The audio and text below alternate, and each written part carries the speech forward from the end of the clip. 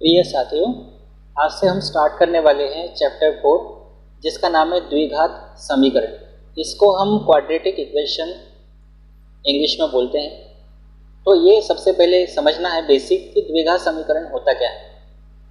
द्विघात समीकरण को समझने के पहले हम लोगों ने एक चैप्टर पढ़ा था, चैप्टर 2 जिसका नाम है बहुपद। उस चैप्टर में हमने विभिन्न प्रकार के बहुपदों का अध्ययन किया था। तो हमने पढ़ा था बहुपद, और बहुपद में भी हमने पढ़ा था द्विघात बहुपद।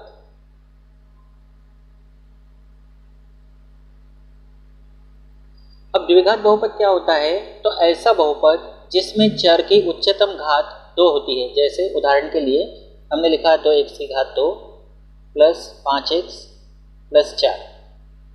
तो यहाँ पर जो चर है, यहाँ पर चर है x, और इस चर में या जो चर है उस चर की उच्चतम घात जिसको कहते हैं हाईएस्ट पावर 2 है। तो ये द्विघात बहुपद है। ये क्या है? द्विघात बहुपद है। यहाँ दो चीज़ों को आपको बहुत अच्छे से क्लियर करना है। एक तो होता है घातांक जिसको बोलते हैं पावर। अब इसका मतलब क्या है? अगर आपसे पूछा जाए कि x की घातांक कितनी है तो x की घातांक है 2। यहाँ पर x की घातांक कितनी है तो x की घातांक पूछने का मतलब है 1, और यहाँ पे x लिखा नहीं है लेकिन यहाँ x की घातांक कितनी है? 0 है। तो इसको हम घातांक कहते हैं और इंग्लिश में उसको कहते हैं पावर। जैसे इसको हम पढ़ते हैं 2x की पावर 2 प्लस 5x, या इसकी पावर 1 बोल भी सकते, नहीं बोला तो भी चलेगा, और प्लस 4, इस तरह से। तो ये होता है घातांक, या जिसको कहते हैं पावर। और एक दूसरा शब्द आता है जिसको हम बोलते हैं घात। घात का मतलब क्या होता है? इसको बोलते हैं इंग्लिश में डिग्री। घात को इंग्लिश में क्या बोलते हैं? डिग्री। और घात का मतलब होता है हाईएस्ट पावर। हाईएस्ट पावर, या हिंदी में अगर कहें तो उच्चतम घातांक।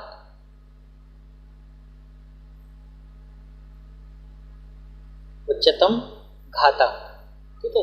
दोनों शब्दों से परिचित हो जाना है। एक तो घातांक और एक होता है घात। तो यहाँ पर अगर ये जो बहुपद आप देख रहे हैं, अभी हम समीकरण की बात नहीं कर रहे हैं, अभी हम सिर्फ बात कर रहे हैं बहुपद की। तो यहाँ पे ये जो बहुपद है इसकी घात कितनी है? बहुपद की घात 2 है।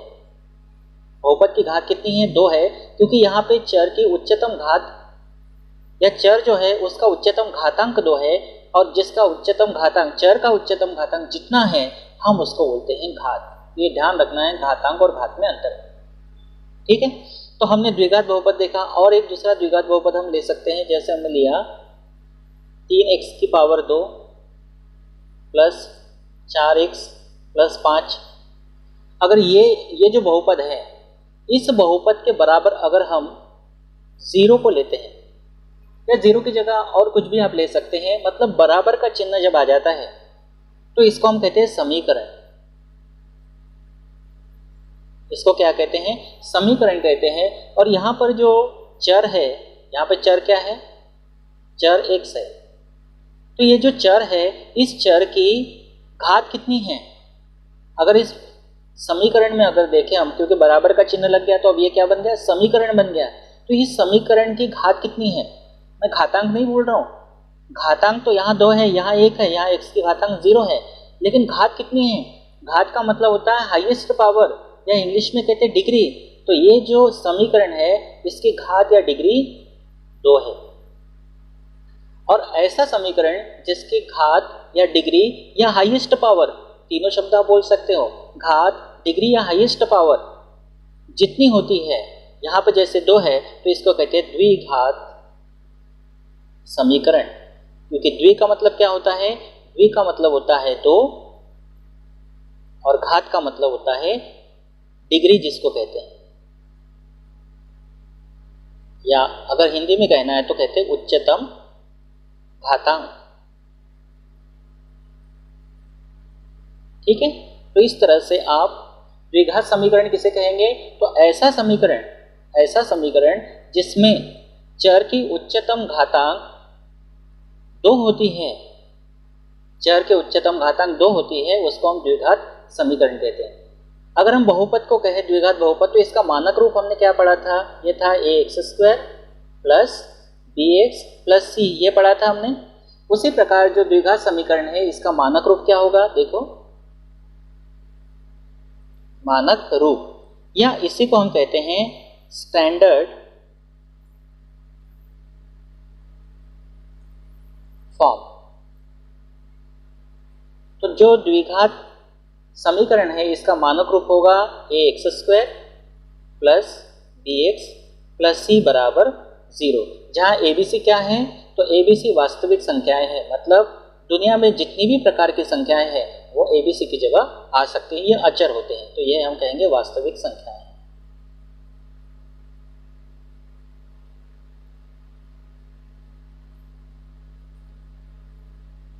यहाँ आपको एक बात ध्यान रखना है, यहाँ पे चर के उच्चतम घातांक 2 है, तो इसका गुणांक कभी भी 0 के बराबर नहीं होना चाहिए, क्योंकि अगर a का मान 0 हो गया तो x की घात 2 गायब हो जाएगा, तो द्विघात समीकरण नहीं कहलाएगा। b और c के मान 0 हो सकते हैं, लेकिन a का मान जो है वो 0 नहीं होना चाहिए। जैसे द्विघात बहुपद में यहाँ पर भी a का मान 0 के बराबर नहीं होना चाहिए, क्योंकि अगर a का मान 0 के बराबर हो गया तो ये पद ही गायब हो जाएगा, और जब ये पद गायब हो जाएगा तो ये द्विघात बहुपद नहीं रहेगा, ये द्विघात समीकरण नहीं रहेगा, तो ये हमेशा ध्यान रखना है, ठीक है। तो abc क्या है, वास्तविक संख्या है। अगर हम और भी एग्जाम्पल लें, जैसे उदाहरण के लिए हम लेते हैं 2x² माइनस 3x प्लस 1 बराबर 0, इसको चेक करते क्या ये द्विघात समीकरण है, तो बराबर है, बराबर का चिन्ह है, मतलब ये समीकरण तो है। और जो चर है, इस चर की हाईएस्ट पावर कितनी है, तो चर की हाईएस्ट पावर 2 है, मतलब ये आपका द्विघात समीकरण है, ठीक है, ये ध्यान रखना। अगर हमने इस तरह से लिखा x की पावर 2 प्लस 1 बराबर 0, इसको चेक करते हैं क्या ये द्विघात समीकरण है, तो बराबर का चिन्ह है, मतलब समीकरण तो है। अब चर की उच्चतम घात देखना है, तो चर की उच्चतम घात यानी हाईएस्ट पावर 2 है, मतलब ये द्विघात समीकरण है, ठीक है। अब आप यहाँ ये सोच सकते हैं कि सर यहाँ x तो नहीं है, कोई दिक्कत नहीं है, हमको देखना है हाईएस्ट पावर, और हाईएस्ट पावर कितनी है, हाईएस्ट पावर 2 है, मतलब ये हमारा कैसा समीकरण है, द्विघात समीकरण है। एक एग्जांपल और लेते हैं, जैसे हमने लिया 4x माइनस 2x² प्लस 3 बराबर 0, क्या है द्विघात समीकरण है, तो बराबर का चिन्ह है, तो समीकरण है। यहाँ पे चर क्या है, चर है x, और चर की उच्चतम घात कितनी है, चर की उच्चतम घात हम चेक करेंगे, यहाँ पर 2 है, तो ये क्या है, द्विघात समीकरण, ठीक है।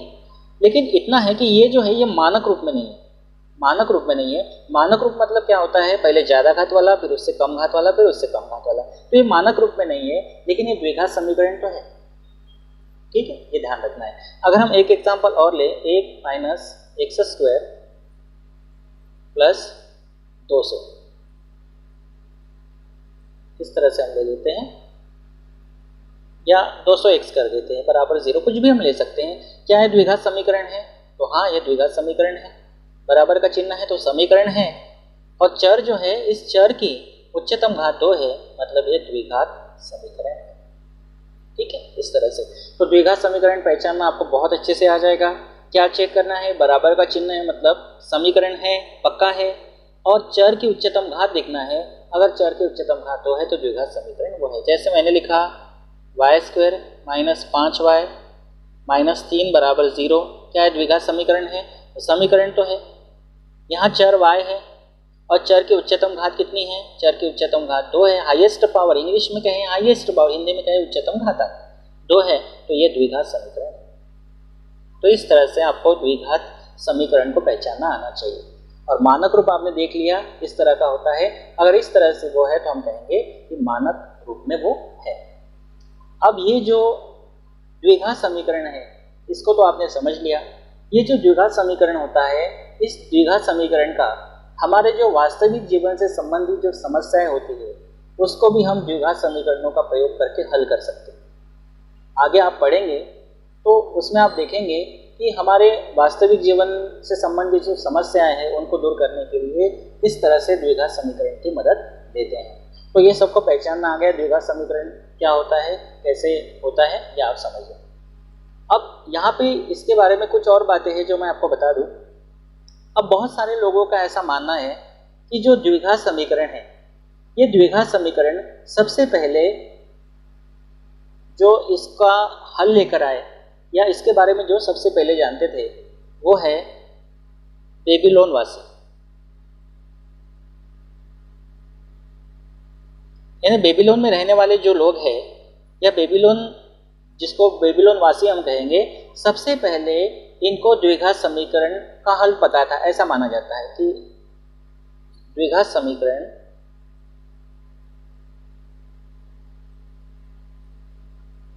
का हल पता था।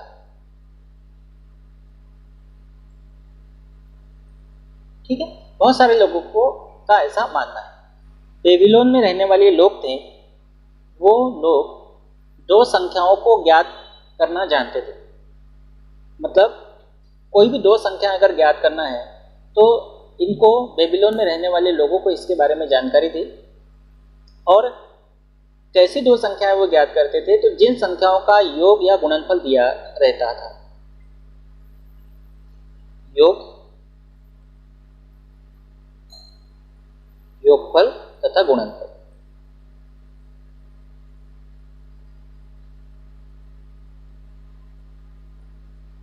ठीक है, तो अगर मान लीजिए दो संख्याएं हैं, जैसे मान लीजिए मैंने कहा दो संख्याओं का योगफल 6 है, दो संख्याओं का योगफल 6 है और उनका गुणनफल 5 है, तो संख्याएं ज्ञात कीजिए। तो मतलब दो संख्याओं का अगर योगफल और गुणनफल अगर दिया है तो उसका हल ज्ञात करना बेबीलोन में रहने वाले लोगों को सबसे पहले इसका ज्ञान था, ऐसा अधिकांश लोगों का ऐसा विश्वास है। और बाद में एक नया गणितज्ञ, यूनान का गणितज्ञ था, यूनानी,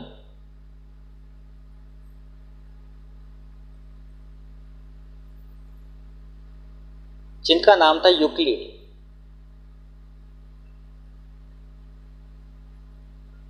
का नाम क्या है? यूक्लिड है। ये यूक्लिड ने लंबाइयां ज्ञात करने की एक ज्यामितीय विधि विकसित की थी। लंबाई या लंबाइयां ज्ञात करने की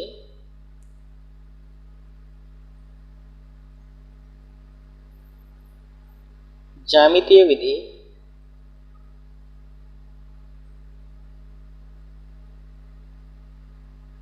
विकसित की।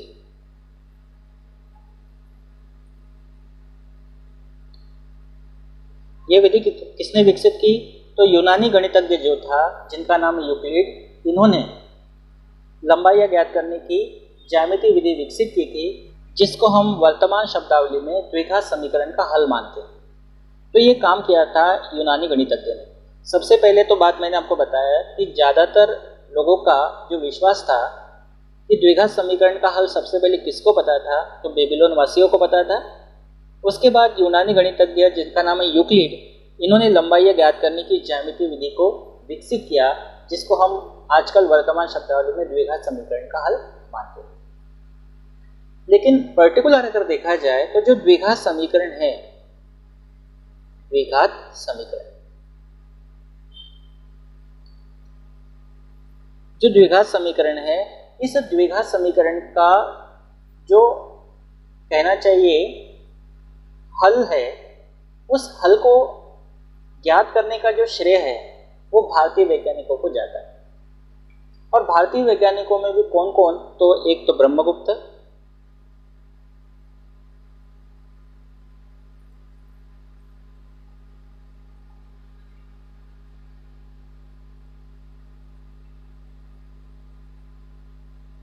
और दूसरे श्रीधराचार्य।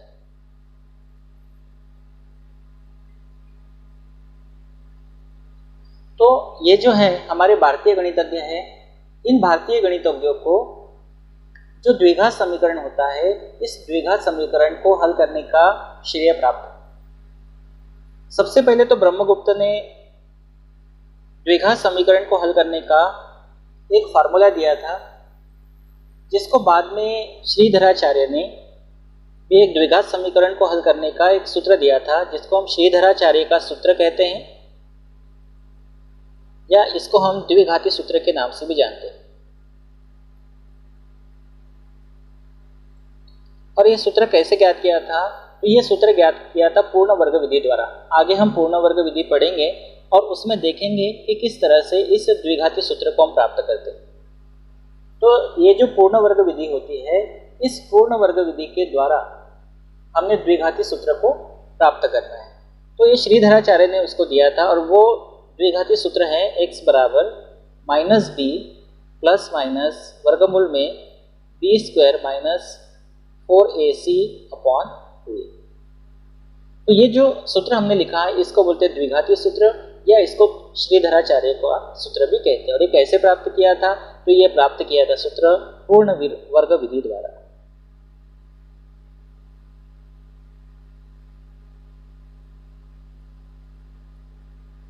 पूर्ण वर्ग विधि द्वारा जो द्विघाती समीकरण होता है उसको हल करके इसको प्राप्त किया था।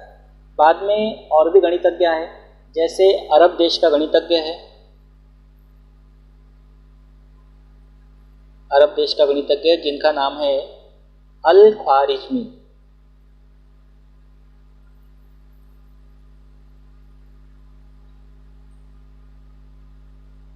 ये अरब देश का गणितज्ञ है। अल ख्वारिज़मी ने भी विभिन्न प्रकार के द्विघाती समीकरणों का अध्ययन किया और उसके बाद फिर अब्राहम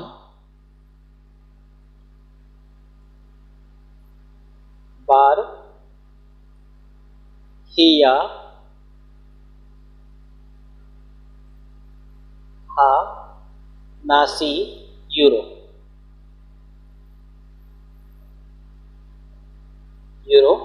अब्राहम बार हिया हा नासी यूरो, ये जो गणितज्ञ था, इन्होंने इनकी जो पुस्तक थी, जिस पुस्तक का नाम है लीबर इम्बाडोरम,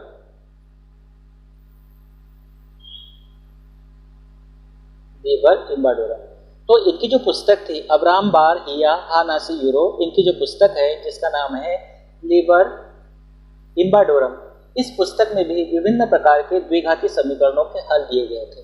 मतलब इस प्रकार से अगर देखा जाए तो महत्वपूर्ण जो योगदान की हम बात कर रहे थे वो है भारतीय गणितज्ञ जो है ब्रह्मगुप्त और श्रीधराचार्य, इनका प्रमुख रूप से द्विघाती समीकरणों को हल करने में योगदान माना जाता है। हालांकि इसमें बेबीलोन सबसे स्टार्टिंग में अगर लोगों का विश्वास देखें तो बेबीलोन वासियों पर था। अगर किसी संख्या का, या ये कहें कि अगर हमको दो संख्याओं का योगफल और गुणनफल दिया हो तो उसका हल इनको पता था। फिर उसके बाद यूनानी गणितज्ञ यूक्लिड आया, लंबाई ज्ञात करने की ज्यामितीय विधि को इन्होंने विकसित किया, जिसको वर्तमान शब्दावली में द्विघाती समीकरण के नाम से जानते हैं। फिर जैसा मैंने आपको बताया कि द्विघाती समीकरण है, इसको व्यवस्थित रूप से हल करने का श्रेय जो है वो भारतीय गणितज्ञों को जाता है, ब्रह्मगुप्त और श्रीधराचार्य, जिनका फार्मूला भी आगे हम पढ़ेंगे प्रश्नावली 4.3 के लिए। जब 4.3 का बेसिक पढ़ेंगे तब उसको इसमें हम लाकर दिखाएंगे पूर्ण वर्ग विधि द्वारा द्विघात समीकरण को कैसे हल करते हैं और इस सूत्र को कैसे प्राप्त करते हैं। फिर उसके बाद आगे अरब देश के जो गणितज्ञ थे अल ख्वारिज़मी, इन्होंने भी द्विघाती समीकरण का अध्ययन किया। उसके बाद अब्राहम बार हिया हा नासी यूरो, इनकी पुस्तक है लीबर इम्बाडोरम, इसमें भी द्विघाती समीकरणों के विभिन्न द्विघाती समीकरणों के हल दिए गए। तो इस तरह से ये एक द्विघाती समीकरण का बेसिक कॉन्सेप्ट था और इसके बारे में एक जनरल जानकारी थी जो आपको सिर्फ पता हो। बाकी जो इम्पोर्टेंट बात थी वो तो ये है कि जो द्विघाती समीकरण होते हैं उसको हम किस तरह से पहचानते हैं और द्विघाती समीकरण जो होता है, इस द्विघाती समीकरण की परिभाषा डेफिनेशन क्या है, उसको किस तरह से पहचानते हैं और साथ ही साथ मानक रूप क्या होता है, ये भी हमको पता होना चाहिए।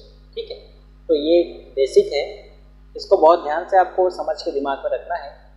फिर जब हम प्रश्नावली को हल करेंगे, 4.1 को जब हम हल करेंगे तो उसमें ये सारी बातें और बहुत अच्छे से आपको क्लियर होती जाएगी। ठीक, और प्रमुख रूप से आपको ये ध्यान रखना है कि पावर और डिग्री, डिग्री मतलब हाईएस्ट पावर, पावर और हाईएस्ट पावर, इसका मतलब होता है डिग्री। ये दोनों शब्द ना बहुत अच्छे से अपने दिमाग में क्लियर कर लेना क्या होते हैं। ठीक है, तो आज के लिए इतना ही।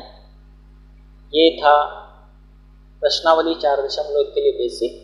फिर प्रश्नावली को लेकर हम अगले वीडियो में आपसे मिलेंगे।